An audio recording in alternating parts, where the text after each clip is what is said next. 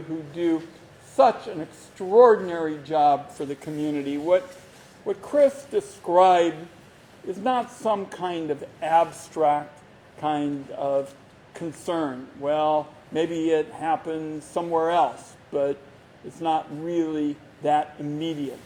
What Chris just described is about the challenge for families every single day. We're walking an economic tightrope. Every single day, balancing the food bill against the fuel bill, and the fuel bill against the rent, and just hoping that they aren't going to get hit with an unexpected bill. So I just got off the plane a few minutes ago from D.C. You probably heard we had a couple of particularly important votes last night, and we'll talk about that when we get to questions. But I want to spend a couple of minutes talking about why, as soon as I came home, I wanted to describe what's ahead. I think people know I'm chairman of the Senate Finance Committee. I've got jurisdiction over most of the issues that Chris described. I think it would be fair to say that for Oregonians, particularly those vulnerable Oregonians, the next few weeks in Washington, D.C. are going to be some of the most important and, I believe, most memorable weeks in a long, long time. What we're going to do is make sure that seniors who right now feel that they're getting mugged at the pharmacy counter because they can't afford their medicine are going to see some real changes. Like the government is going to say for the first time Medicare will negotiate, make sure they get a fair deal. Our children, we talked about the child tax credit. That went through our committee. The members of our committee led that effort. And now what we want to do is make sure that when we talk in the next couple weeks about taxes, the relief builds on that child tax credit and gets to those families who aren't using it for some kind of luxury. I've been talking to the families who got that child tax credit, and they use it for shoes and priorities that really give their kids a chance to get ahead. And Chris mentioned clean energy. Looks like my proposal to basically take the energy provisions in the tax law and throw them in the garbage can is picking up steam. And what I used to make the case was that 115-degree day that we had not very long ago in this community. And what I said is no more brakes for the powerful special interests. A lot of the brakes going back 100 years for the fossil fuel crowd. And what we say in the future is we're going to have a brake for energy efficiency, a brake for clean energy, a brake for clean transportation. And from now on, when the ink is dry on that bill, we're going to say when you reduce carbon emissions, you actually reduce them.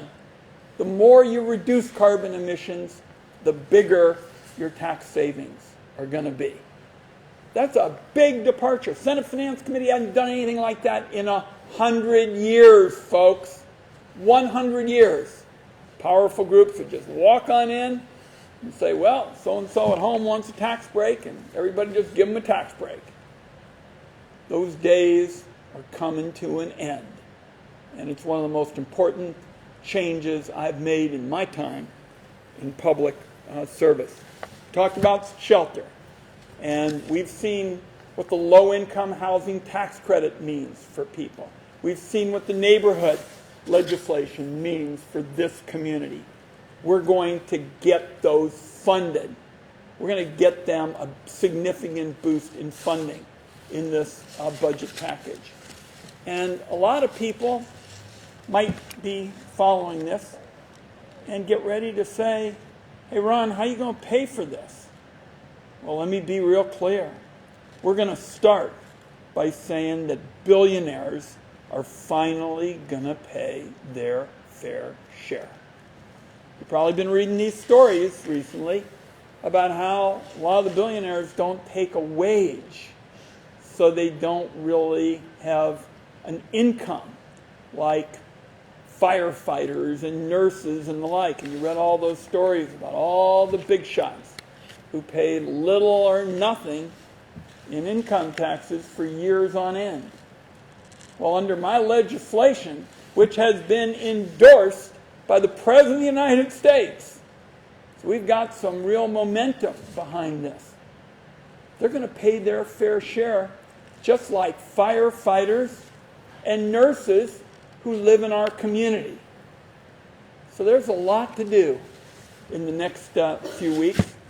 And I just wanted to make sure that as soon as the Senate would wrap up last night, I'd go home and pack a bag, and I'd get on the first plane to be here today. Because I think what you're going to hear about now, and I believe Michael will be the next speaker, Joan Morgan will speak. Where's my friend Yusuf? I hear he's here. Hey, terrific, Yusuf, good. He has done such incredible work on climate, and particularly making sure that the country understands no climate, no deal. And the reason why is because if there's no climate and no deal, if you don't address climate, you're compromising the future of young people. So I'm glad Yusuf is here, and we've got Jan, and we've got Haley. So they're going to do the speech making from this point on. But I just so appreciate everybody in the community coming out.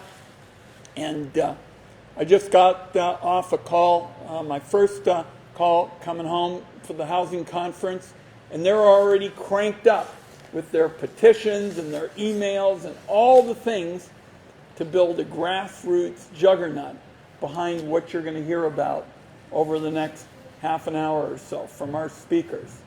We're going to get behind their ideas, and we're going to make sure that people understand that political change usually doesn't start in a government building and then trickle down. It's almost always grassroots up.